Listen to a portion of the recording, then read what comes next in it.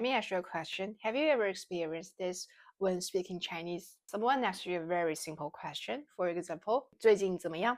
You understand the question, you know every single word, but suddenly your brain goes blank. You started searching for the perfect answer. Maybe you think, how should I say this naturally? What grammar should I use? What words did I need? And by the time you answer, the conversation already feels slow. Now maybe you think, I just need to learn more Chinese, more vocabulary, more grammar, more sentence patterns, maybe another textbook. And honestly, that makes sense because that's how most people learn another language. We collect information first, we memorize, we study, we practice, and this is important. Learning more Chinese is not a bad thing. But many learners discover something frustrating. Even after learning more and more Chinese, real conversations still feel difficult. And this reveals a very important difference. Knowing Chinese and using Chinese naturally are two totally different skills. You can recognize words, you can understand grammar rules, sometimes even way much better than native Chinese speakers. But real conversations require something else. Your brain needs to know, how do Chinese speakers connect ideas? How do they organize their thoughts? How do they respond naturally? This is the part many Chinese learners never train. So why does this happen? Why can someone study Chinese for years and still feels nervous in really simple conversation? Because there is an invisible wall between understanding Chinese and using Chinese. And for many learners, that wall is translation. Now I want to be clear, translation itself is not a problem. When you learn a new language, translation is completely normal. The problem is your brain depends on translation for every single sentence production. Imagine your brain works like this. Someone says something in Chinese, your brain first changes it into your native language, then you think about the answer, then you translate the answer into Chinese. This process takes time, and more importantly, you are not actually communicating. You are solving a language puzzle in your head. Natural speakers don't communicate by translating every word.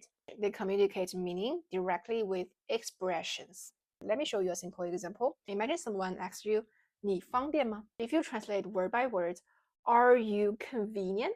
It sounds strange, right? But the real meaning depends on the situations. It could mean, are you available? Is it a good time? Or can you do this? The words are the same, but the meaning changes with context. So if the problem is not only vocabulary and not only grammar, then what do you actually need? You need to train the way your brain uses Chinese. And there are three things that can change the way you speak Chinese. The first one is learning Chinese in meaningful blocks. Most learners create sentences one word at a time. For example, they think, I think it is good. And then they put everything together. 我觉得这个好. But native speakers never build every sentence from zero. They use groups of work that already carry meaning. We can call them Chinese building blocks. For example, instead of thinking 我觉得这个很好, you can learn the whole expression 我觉得这个还挺好. It means I actually think this is pretty good. The difference is small, but your brain works differently. You are no longer creating a sentence from every single word. You are using patterns that Chinese speakers already use. The second thing is understanding Chinese response patterns, because conversation is not only about giving information, they're also about sharing experiences and building connection. Let me give you one example. Someone asks you, how's your trip to China? Many learners might answer, the trip was interesting, the food was good, people there were friendly. These answers are completely correct. But Chinese speakers often organize this kind of experience differently.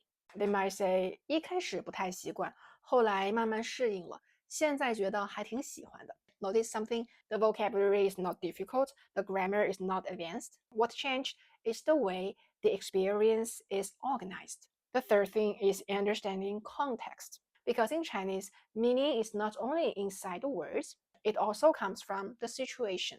Let me give you another example. Someone asks you, 你吃饭了吗? Literally, it means, have you eaten?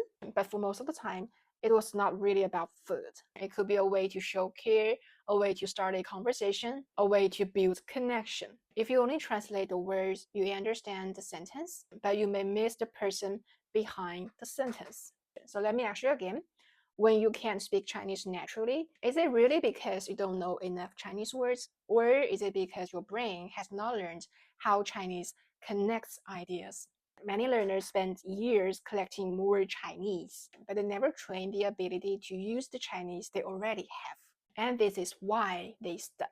To be honest, I understand this problem not just because I'm a Chinese teacher, but because I experienced it by myself. I learned other languages like English, Japanese, Korean, and a little bit Spanish. I know what it feels like to understand something but not be able to express yourself naturally. I remember the first week I moved to US, and one of my neighbors, who is really kind and we became really good friends afterwards, he said to me, "What's up?" And I just got froze because I never learned what's up in any textbooks I can find in China. And of course, as a Chinese teacher, I understand something after helping so many students learn Chinese. The students who improved the fastest are not always the one who studies the most. They're the ones who understand what their brains need next. Sometimes they need more vocabulary, sometimes they need more practice, but sometimes they need to change the way they express Chinese. So maybe you don't need more Chinese. Maybe you need to understand what is blocking your Chinese speaking first. Comment Max, and I will help you understand where you are right now. Are you still collecting Chinese? Are you translating everything in your head? Or are you starting to use Chinese more naturally? Let's find it out.